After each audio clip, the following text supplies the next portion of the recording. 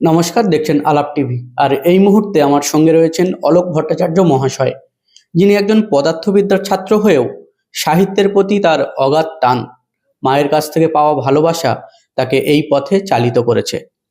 আপনাকে স্বাগত জানাই আলাপ টিভিতে। ধন্যবাদ। আপনার কাছে প্রশ্ন হলো যে আপনি এই যে পদার্থবিদ্যার ছাত্র হয়েও সাহিত্যের প্রতি এই যে টান, সাহিত্যর প্রতি এত প্রেম, এই যাত্রাপথ সম্পর্কে কিছু বলবেন। আচ্ছা, আমার মা সাহিত্য চর্চা করতেন, আমার দাদু সাহিত্য চর্চা করতেন, সেখান থেকে আমি সাহিত্যের প্রতি একটা টান অনুভব করতাম ছোটবেলা থেকে। কিন্তু যখন ক্লাস 8-এ উঠলাম তখন মানে সায়েন্স নিয়ে পড়ার খুব ইচ্ছে জাগলো বলে সায়েন্সে চলে গেছি, কিন্তু আমার রক্তের মধ্যে সাহিত্যটা রয়ে গেছিল। এবারে আমার 16 বছর বয়সে মা মারা গেছেন। তো তখন মানে আমি মানে ম্যাচিওর নই, তো মানে ইম্যাচিওর ছিলাম, যার ফলে মানে খুব অল্প বয়সেই সাহিত্যটাকে হারিয়ে বিজ্ঞানের মধ্যে ঢুকে গেছিলাম। কিন্তু ভেতরে ভেতরে সাহিত্যের একটা টান কাজ করে যাচ্ছিল। পরে যখন আমি তোমার একদম মানে জীবনের শেষ প্রান্তে এসে পৌঁছলাম, রিটায়ার করলাম, তখন আবার সেই পুরোনো জিনিসটা মাথাচাড়া দিয়ে উঠেছিল।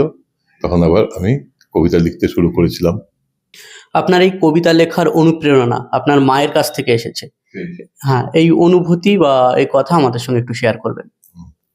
প্রথম যখন মা মারা গেলেন তার আগে পর্যন্ত মৃত্যুর সঙ্গে আমার সরাসরি কোনো মানে যোগাযোগ হয়নি। সেই প্রথম মৃত্যুকে চোখে দেখলাম, দেখে আমার মনে একটা আলোড়ন সৃষ্টি হয়েছিল। সেখান থেকে আমার প্রথম কবিতা উঠে এসেছিল, অ, তারপরে আ, তারপরে ই। এমনি করে জীবনের পথে এক পা এক পা করে এগোতে এগোতে একসময় চন্দ্রবিন্দু।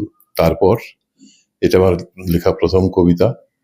তারপরে আস্তে আস্তে মানে অন্যান্য বিষয় নিয়েও আরো কবিতা লিখতে শুরু করলাম, যার ফলে তোমার সাহিত্যের যে আমার ইয়েটা ছিল, চর্চাটা ছিল, সেই চর্চাটা আবার মসৃণ হতে শুরু করলো। একজন লেখক বা একজন কবি কি নিজেকে সম্পূর্ণভাবে রাজনীতি থেকে আলাদা রাখতে পারেন? না, পারেন না। এর বহু উদাহরণ আছে। সুকান্ত ভট্টাচার্য থেকে শুরু করে অগ্নিযুগের যে সমস্ত কবিরা রয়েছেন, তারা কিন্তু পুরোপুরি রাজনীতিকে নিয়েই কবিতা, গান ইত্যাদি লিখে গেছেন। সলিল চৌধুরী, তারপরে সেই সময়কার যারা ছিলেন আর কি, তারা সমস্ত মানে সম্পূর্ণ ভাবে রাজনীতির সঙ্গে সম্পৃক্ত ছিলেন। সুতরাং নিজেকে রাজনীতি থেকে আলাদা করা যায় না, চেষ্টা করেও যায় না। ইতিহাসে বিভিন্ন সময়ে সাহিত্য রাজনীতির হাতিয়ার হয়ে দাঁড়িয়েছে। আপনার কি মনে হয় এখনকার সময়ে আবার সেটা প্রয়োজন?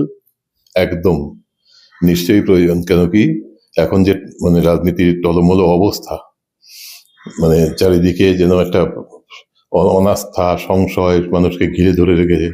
এই সময় সাহিত্য পারে আবার তাদেরকে ঠিক রাস্তা দেখাতে, ঠিক পথ দেখাতে।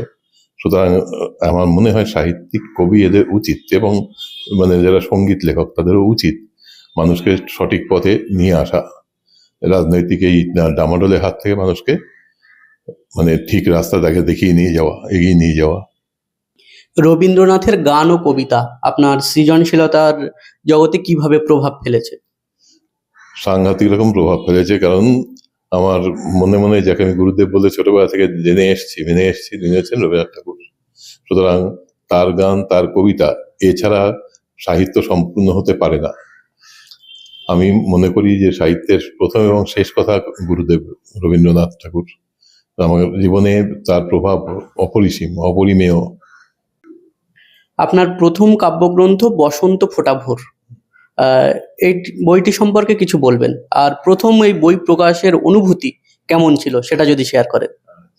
আমার এমনিতে সায়েন্সের উপর লেখা বই অনেক আগে প্রকাশিত হয়েছে, সুতরাং একটা বিশেষ কোনো অনুরণন মনের মধ্যে জাগেনি। কিন্তু যেহেতু এটা অন্য একটা ফিল্ড, অন্য একটা ক্ষেত্র, সেজন্য একটু ভালো লেগেছিল। আর বসন্ত ফোটা ভোর আমার কতগুলো কবিতার সংকলন, যেগুলো আমি বিভিন্ন সময় বিভিন্ন মানসিকতার মানে ঘোরে লিখে গেছিলাম, সেইগুলোকে একত্রিত করে এই মানে একটা বইয়ের মাধ্যমে প্রকাশ করার চেষ্টা করেছি। সুতরাং মানে বিশেষ কোনো অনুভূতি তৈরি হয়নি। তার কারণ কি, আমি আগে থেকে অনেক বই মানে আমার প্রকাশিত হয়েছে, যার ফলে আমার বিশেষ কোনো অনুভূতি তৈরি হয়নি। পাঠক বা কাছের মানুষের কতখানি প্রক্রিয়া বা কতখানি প্রতিক্রিয়া আপনার এই লেখালেখি করতে অনেকটা এগিয়ে নিয়ে এসছে? আমার মানে কবিতার পাঠক এখনো পর্যন্ত সেভাবে তৈরি হয়নি, কেন সবে বইটা প্রকাশিত হয়েছে। কিন্তু কাছের মানুষের যে উৎসাহ দান সেটা কিন্তু আমাকে অনেকটাই, কেন আমি তো বিজ্ঞানের লোক, সুতরাং এটা আমার ক্ষেত্র নয়, বিচরণ ক্ষেত্র নয়। এখানে আমাকে বিচরণ করতে সাহায্য করেছে অনেকটাই আমার মেয়ে, স্ত্রী, এদের উৎসাহ দান। কবিতা সমাজের দর্পণ, এই কথাটা বলতে শোনা যায়, কিন্তু আজকাল কি সমাজ কবিদের কি যথেষ্ট সম্মান দিচ্ছে?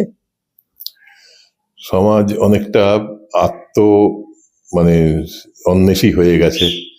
হ্যাঁ, মানে নিজেকে ছাড়া কাউকে আর বুঝতে চাইছে না সমাজ, যার ফলে মানে আগেকার মতো সেই যে মানে একটা সর্বব্যাপী যে বিস্তার ছিল লেখক কবিদের, সেটা কিন্তু ধীরে ধীরে সংকীর্ণ হয়ে আসছে। ওটাকে আবার জাগ্রত করতে হবে, এটা খুব খারাপ লক্ষণ একটা। মানুষের মধ্যে প্রথম কথা, ডিজিটাইজেশনের ফলে কি হয়েছে, মানে কাগজের বই পড়ার ইয়েটা কমে যাচ্ছে, ইচ্ছেটা কমে যাচ্ছে মানুষের। আর কবিতা এমন একটা বিষয় যেটা মানুষ মানে অবসর সময় ছাড়া পড়তে চায় না, মানে ব্যস্ততার মধ্যে কেউ কবিতা পড়তে চায় না। মানে আধুনিক সমাজ এত ব্যস্ত হয়ে গেছে যে তাদের কবিতা পড়ার সময় তারা দিতে পারে না, সময় খুঁজে বার করতে হয়। তো এটা কিন্তু একটা সামাজিক অবক্ষয়, এর থেকে মানে বেরিয়ে আসার সময় এসছে বলে আমি মনে করি। আজকের দিনে সমাজের সব থেকে বড় সংকট কোনটি বলে আপনার মনে হয়? আজকের দিনে সমাজের সবচেয়ে বড় সংকট হচ্ছে নিউক্লিয়েশন অফ ফ্যামিলি। এই যে মানে হামদো হামারা দো ছিল, এখন সেখান থেকে হামদো হামারা এক হয়ে গেছে। এটা সমাজকে একদম ভেঙে টুকরো টুকরো করতে করতে ধ্বংসের পথে নিয়ে যাচ্ছে। মানে আগে মানে বিভিন্ন আত্মীয়, দূর সম্পর্কের আত্মীয়, তারাও বাড়িতে আসতেন, আসলে খুব আনন্দ পেতাম আমরা। এখন বাড়িতে আসা তো দূরের কথা, যেহেতু চিঠি বন্ধ হয়ে গেছে, হোয়াটসঅ্যাপের মারফত কিছু কথা হাই হ্যালো করছে, যার ফলে হয়েছে কি সেই আত্মীয়তার যে বন্ধন টান সেটা কমে যাচ্ছে। এটা কিন্তু মানে সমাজকে অবক্ষয়ের পথে খুব দ্রুত হারে টেনে নিয়ে যাচ্ছে বলে আমি মনে করি। এই যে সোশ্যাল মিডিয়ায় ফেসবুক, ইনস্টাগ্রামে দেখা যায় মানুষের হাজার হাজার বন্ধু, এইখানে দাঁড়িয়ে কি প্রকৃত বন্ধুর সংখ্যা অনেকটাই কমে যাচ্ছে মানুষের? একদম একদম প্রকৃত বন্ধুর সঙ্গে কমে যাচ্ছে, মানে ভার্চুয়াল ওয়ার্ল্ডে বন্ধুও ভার্চুয়াল হয়ে যাচ্ছে। এবং এর ফলে মানুষের মধ্যে একটা মানে সেই নির্লিপ্ততার ভাব এসে যাচ্ছে, যে আগেকার যে টানটা ছিল সেই টানটার এখন খুঁজে পাওয়া যায় না, সবাই কেমন নির্লিপ্তির মধ্যে ডুবে যাচ্ছে। অনেক বাবা মাই এখনকার সময়ে বলতে স্বাচ্ছন্দ্য বোধ করেন যে আমার ছেলে বা মেয়ে বাংলা ভাষায় কথা বলতে পারে না, তার ঠিক বাংলাটা আসে না। আপনার কি মনে হয় যে আজকের দিনে বাংলা ভাষাটা অনেকটা কোণঠাসা হয়ে পড়ছে বা অবহেলিত হয়ে পড়ছে? একদম একদম, মানে বিশেষ করে এই জিনিসটা বাঙালির মধ্যে বেশি দেখা যায়। আমি পুরো ভারতবর্ষই তো ঘুরেছি, আমার ব্যাঙ্গালোরে এসি ব্যাঙ্গালোরে গিয়েছি, তারপরে ইসরোতে গিয়েছি, দেখেছি ওরা কিন্তু ওদের নিজের মাতৃভাষাকে প্রচন্ড সম্মান করে। এমনকি নিজের মাতৃভাষা ছাড়া আর কথা বলে না ওরা, হয় নিজের মাতৃভাষা অথবা ইংরেজি। সেই তুলনায় বাঙালিরা কিন্তু অনেক বেশি মানে ভিক্ষাবৃত্তি, ক্ষুণ্ণিবৃত্তি অবলম্বন করে চলে, নিজের ভাষাকে মানে সম্মানের জন্য কিছু মনেই করে না। দু কলম ইংরেজি বলতে পারলে তো নিজেকে ধন্য মনে করে, না পারলে অন্তত হিন্দি বলে নিজেকে প্রমাণ করার চেষ্টা করে যে সে অনেক শিক্ষিত। এটা খুবই খারাপ। বাঙালি আনাকে ধরে রাখতে হবে, সেই জিনিসটা ধীরে ধীরে নষ্ট হয়ে যাচ্ছে। এটাও একটা খুব খুব সাংঘাতিক সংকেত, অশনি সংকেত। অর্থনৈতিক চাপ ও বেকারত্ব সমাজে যে প্রভাব ফেলছে, এই বিষয়টিকে আপনি কিভাবে দেখেন? মানুষকে স্বনির্ভর হওয়ার চেষ্টা করতে হবে। ওই চাকরিমুখী হয়ে থাকলে আমি চাকরি করব তবেই আমার জীবন চলবে, জীবিকা নির্বাহ হবে, এই জিনিসটা ছাড়তে হবে। মানুষকে মানে স্বনির্ভর হওয়ার চেষ্টা করতে হবে। এবং আত্মনির্ভরতা মানে ব্যবসা, বিভিন্ন রকমের ব্যবসা, আজকাল ব্যবসার অনেক পথ খুলে গেছে। এই যেমন ডিজিটাইজেশনের যুগে তোমার এআই এসছে, হ্যাঁ, এর উপরে ব্যবসা করতে পারে কেউ। কেউ তোমার অন্য কোনো ফিল্ড খুঁজে নিতে পারে, বুঝে, যাতে করে সে নিজেকে ব্যবসার মাধ্যমে তুলে ধরতে পারে। মানে সবসময় ওই চাকরি করব এই মানসিকতা থেকে মানুষকে বেরিয়ে আসতে হবে, নাহলে কিন্তু এই জিনিস চলতে থাকবে। মানে এই যে অবক্ষয়টা এখন চলছে, এখান থেকে মানুষ বেরোতে পারবে না যদি সে স্বনির্ভর হতে না শেখে। বর্তমানে যারা নতুন লেখালেখি করতে আসছে বা লেখালেখি করতে চায়, তাদের উদ্দেশ্যে কি বার্তা দেবেন? তাদেরকে বলবো স্বকীয়তা বজায় রাখতে, নিজের মৌলিকত্ব বজায় রাখতে। মানে কাউকে নকল করে কিছু করলে পরে কখনো উপরে ওঠা যায় না। নিজের মানে স্বাভাবিকত্বটাকে বজায় রেখে তারা লেখালেখি করুক, তবেই তারা মানে জনসমাজে, বিশেষ করে পাঠক সমাজে তারা মানে স্বীকৃতি পাবে। কাউকে নকল করে এর মতো লিখলাম তার মতো লিখলাম করলে কিন্তু বেশি দিন এগোনো যায় না। কয়েকদিন হয়তো বাহবা পাওয়া যায়, হাততালি পাওয়া যায়, কিন্তু বেশি দিন হতে এগোনো যায়। তাকে স্বকীয়তা, মৌলিকত্ব বজায় রাখতে হবে লেখার ক্ষেত্রে, তবেই সে উঠতে পারবে উপরে। বর্তমান প্রজন্মের ছেলেমেয়েরা দেখা যায় যে মোবাইলের প্রতি আসক্ত হয়ে পড়ছে। বাবা মায়েরা সহজ মাধ্যম হিসেবে মোবাইলটাকে হাতে ধরিয়ে দিচ্ছেন তাদেরকে চুপ রাখার জন্য। কি বলবেন এই যে মোবাইল থেকে বের করে এনে, মোবাইলের বা কম্পিউটার ডিভাইসের প্রতি আসক্তি থেকে বের করে এনে বইমুখী করার জন্য কি বার্তা দেবেন? এর জন্যে আমি বলবো যে মানে বাবাকে তো বাইরে কাজে বেরোতেই হবে, মাকে অন্তত পক্ষে কিছুটা সময় সন্তানকে দিতে হবে। মায়েরা যদি সন্তানকে সেই সময়টা না দিতে পারে, অ্যাকচুয়ালি ওটাই হয়, মা মানে ওই সময়টা দিতে পারে না বলেই বাচ্চার হাতে মোবাইল ধরিয়ে দেয়, মোবাইলের আসক্তিটা বাড়িয়ে দেয়, এবং বাচ্চা আস্তে আস্তে মোবাইল আসক্ত হয়ে পড়ে। এটা একটা রোগ, এটা মানে সাংঘাতিক রকমের রোগ। এখান থেকে অন্যান্য মানসিক রোগও সৃষ্টি হয়। ফলে মাকে সেটা বুঝতে হবে, বাচ্চাকে কিছু সময় দিতে হবে, এবং সেই সময় তাকে মোবাইল না ধরিয়ে অন্য কিছু, যেমন আমাদের সময় যেটা ছিল, ছোটদের ছড়ার বই, তারপরে হাদা বোদা, এইসব কমিক্সের বই, বাটুল দি গ্রেট, এইগুলো পড়িয়ে মানে তাকে আনন্দের মধ্যে অ্যাবজর্ব রাখতে হবে, সম্পৃক্ত রাখতে হবে, যেটা ডিজিটাল নয়। ফলে এর একমাত্র মানে উপায় হচ্ছে মাকে বা শিশুকে মানে সন্তানকে সময় দেওয়া, এছাড়া অন্য কোনো রাস্তা নেই। কেন কি ওই মাই তাকে বাধ্য করে মোবাইলের মধ্যে অ্যাবজর্ব হয়ে যেতে, অ্যাডিক্টেড হয়ে যেতে। কবিতা বা এই যে সাহিত্য রচনা করে কি একটা সমাজের বড় পরিবর্তন আনা সম্ভব? অবশ্যই সম্ভব, অবশ্যই সম্ভব।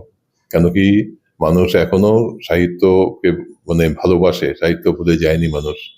সুতরাং সাহিত্যের মাধ্যমে আসলে আমরা সেই স্বর্ণযুগটাকে পেরিয়ে চলে এসেছি। ওইটা যদি আবার ফিরিয়ে আনা যায়, তাহলে পর কিন্তু সমাজের মধ্যে আবার পরিবর্তন আসবে। আমি এইটুকু আশা রাখি, ভরসা রাখি। সুতরাং সেই সমাজটাকে ফিরিয়ে আনতে হবে। আগেকার যে যুগটা ছিল, স্বর্ণযুগটা, সেই যুগটাকে ফিরিয়ে আনতে হবে। এর জন্য কিন্তু যারা মানে তরুণ, তাদেরও যেমন যতখানি দায়িত্ব আছে, যারা বয়স্ক তাদের কিন্তু সমান দায়িত্ব আছে আগের যুগটাকে ফিরিয়ে আনার জন্য। যদিও এখন অনেকটা মেকানাইজড হয়ে গেছে আমাদের সমাজ, অনেকটা যান্ত্রিক হয়ে গেছে, যার ফলে সময় কমে গেছে, সময় দিতে পারে না লোকে। কিন্তু যদি চেষ্টা করা যায়, তাহলে তোমার আবার কিন্তু আগের যুগটাকে ফিরিয়ে আনা যায়।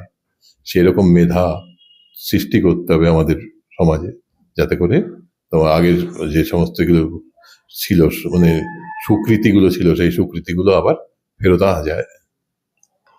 বর্তমান সময়ে আমাদের চারপাশে বিভিন্ন ঘটনা অনবরত ঘটে চলেছে। সেই ঘটনাগুলো আপনার উপরে কিভাবে প্রভাব ফেলে? সাংঘাতিক রকম প্রভাব ফেলে। দেখো এখানে তো কতগুলো অপ্রিয় কথার অবতারণা করে ফেললে তুমি। এখন যা চলছে আমাদের রাজ্যে, অন্তত পক্ষে আমাদের রাজ্যে, হ্যাঁ, এটা সার্কাস চলছে, বুঝলে? এটা আমাকে কাঁদায়। এই জিনিস আগে ছিল না। আমাদের তোমার বুদ্ধদেব ভট্টাচার্য বলো, অথবা বিধানচন্দ্র রায়ের আমল থেকে শুরু করে আমরা কিন্তু এই সার্কাস দেখিনি কখনো, যেটা এখন দেখতে হচ্ছে। মানে এই সমাজের উপরে বলতে পারো ঘেন্না ধরে গেছে, ভালো লাগে না এই জিনিস আর। এই পরিবর্তন প্রয়োজন। এই যে মানে এখনকার যে রাজনৈতিক অবস্থা, একদিকে ধর্ম নিয়ে মাতামাতি, একটা মন্দির করছে তো 5টা মন্দির করছে, মন্দির তৈরি করার প্রতিযোগিতা চলছে। আর একদিকে তোমার এই আমাদের চাকুরি বা অন্য সমস্ত যে দৈনন্দিন যে চাহিদাগুলো, তার সঙ্গে সম্পর্ক নেই এমন মানে বিষয়ের মধ্যে মানুষকে বুঁদ করে রাখা, ডুবিয়ে রাখা চলছে। তারপরে কতগুলো বিশেষ প্রজাতিকে প্রশ্রয় দেওয়ার ফলে এই আমাদের সমাজে দেখবে ইয়ে বেড়ে যাচ্ছে, মানে যে খারাপ কাজগুলো, ধর্ষণ বলো, খুন বলো, এগুলো বেড়ে যাচ্ছে।